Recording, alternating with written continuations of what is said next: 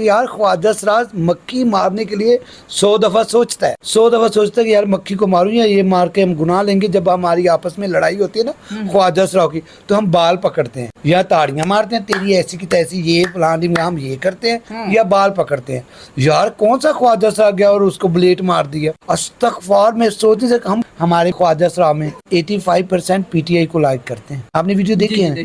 तो उसमें इतने मोटे मोटे बूट पहने हुए हैं, गर्मियों में चादरें ली हुई है, देखे हमारे ख्वाजा सराज बैठे कि इन्होंने बूट पहने हुए हैं, उन्हें बदनाम किया जा रहा है। कहते हैं कि हमें उनकी तस्वीरें दी जाए ख्वाजा सराज की, हमें उनकी नज़दीक से दिखाया जाए, हमें हम उनके साथ है, पीटीआई वालों के खुद ढूंढ लेंगे अगर ऐसा है कुछ, या उनको लालच दे के ये किया करवाया गया है। खास तौर पे बिजली, तो मुझे तो रात की इतना गुस्सा आया हुआ है, मीडिया पे बार बार ख्वाजा सराज कह रहे यार ख्वाजा सराज से नहीं है।